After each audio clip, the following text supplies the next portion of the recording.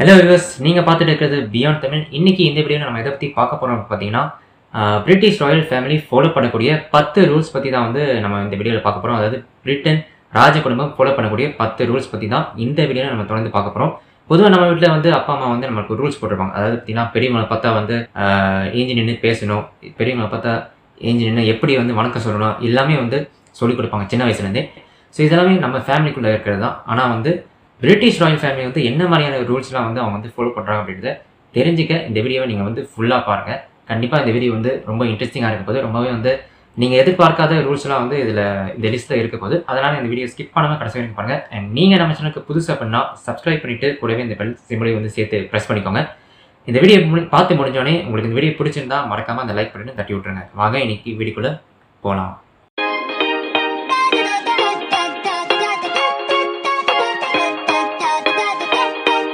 பொதுவாக வந்து வீட்டில் வந்து பார்த்தீங்கன்னா வந்து அப்பா அம்மா வந்து ஒரு ரூல்ஸ் வந்து போட்டிருப்பாங்க. அதாவது பார்த்தீங்கன்னா, பெரியவங்களை பார்த்தா பெரியவங்களோ இல்லை வந்து ஒரு விஐபி அந்த மாதிரி ஒருத்தரை பார்த்தா நம்ம வந்து ஏஞ்சி நின்று அவருக்கு வந்து வணக்கம் சொல்லணும், இல்லை வந்து அவருக்கு ஏஞ்சி நின்று அவருக்கு வந்து மரியாதை செலுத்தணும்னு சொல்லியிருப்பாங்க. இதை வந்து நம்ம வீட்டில் சொல்லித்தர ஒன்று சின்ன வயசுலேருந்தே சொல்லி தந்துருப்பாங்க இல்லையா? இதே தான் வந்து பிரிட்டிஷ் ராயல் ஃபேமிலி வந்து இந்த ரூல்ஸ் தான் ஃபாலோ பண்ணுறாங்க.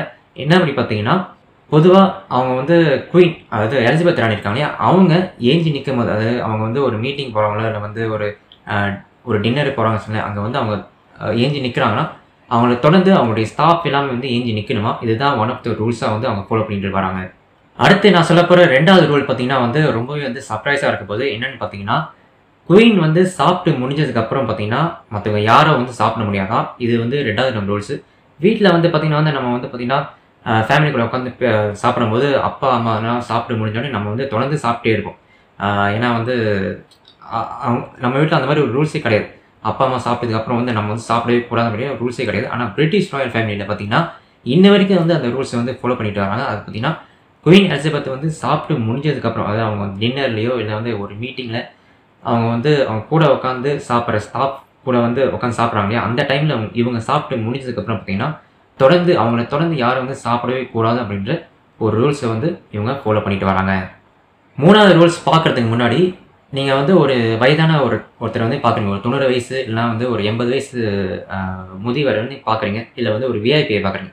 அவரை பார்த்ததுக்கப்புறம் வந்து நீங்கள் வந்து அவர்கிட்ட எப்படி வணக்கம் சொல்லுவீங்க, எப்படி அவரை வந்து நீங்கள் அவர் முன்னுக்கு எப்படி வந்து மரியாதையை நடந்துப்பீங்க, அதை வந்து நீங்கள் வந்து கீழே கமெண்ட் செக்ஷன் சொல்லுங்கள்.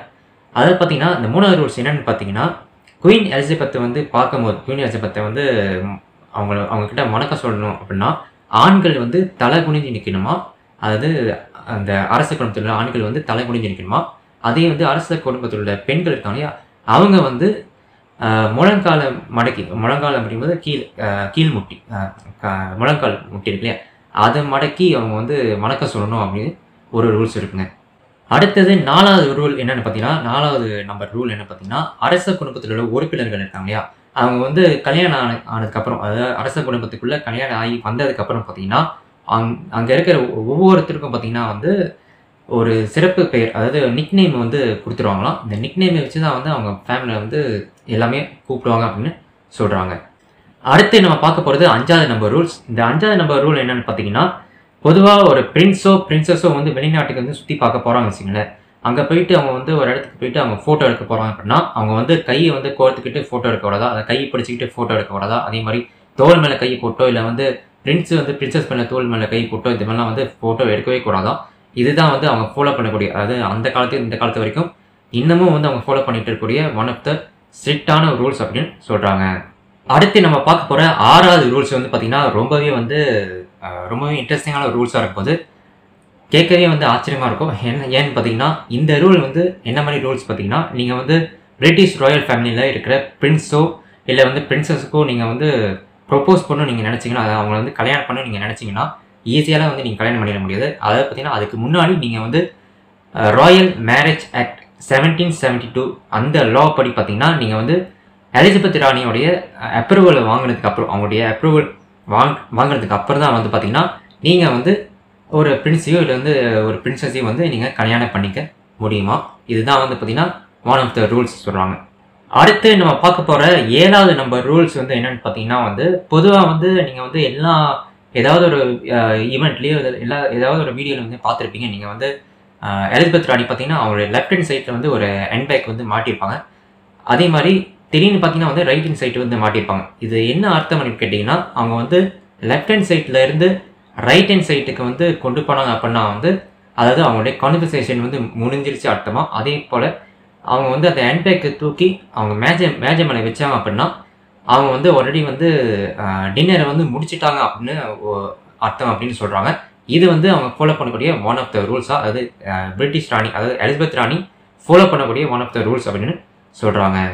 நெக்ஸ்ட்டு 8வது நம்பர் ரூல்ஸ் என்னென்னு பார்த்தீங்கன்னா ஒவ்வொரு ராயல் வெட்டிங்லையும் பார்த்தீங்கன்னா ராயல் திருமணத்தில் பார்த்தீங்கன்னா கண்டிப்பாக வந்து குழந்தைங்களுடைய ஒரு குரூப் வந்து கண்டிப்பாக இருக்கும் அப்படின்னு சொல்கிறாங்க. ஏன்னா வந்து இப்போ பொதுவாக பார்த்தீங்கன்னா இந்தியர்களுடைய திருமணத்திலேயே வந்து நீங்கள் வந்து இந்த விளக்கு பிடிக்கிறதுக்கு வந்து சின்ன சின்ன பிள்ளைங்களாம் வச்சுருப்பாங்க இல்லையா, அந்த மாதிரி வந்து ராயல் வெட்டிங் அதாவது இந்த கிறிஸ்துவங்களுடைய திருமணத்தில் வந்து பார்த்திங்கன்னா அவங்க வந்து இந்த சின்ன பிள்ளைங்க கையில் வந்து இந்த பூங்கொத்துலாம் கொடுத்து அவங்க வந்து அவங்கள வந்து அந்த பொண்ணு பின்னாடியோ இல்லை வந்து அந்த மணமகன் பின்னாடி வந்து நடக்க சொல்லிக் கொடுப்பாங்க. அதே தான் வந்து ராயல் வெட்டிங்லேயும் நடக்கும்.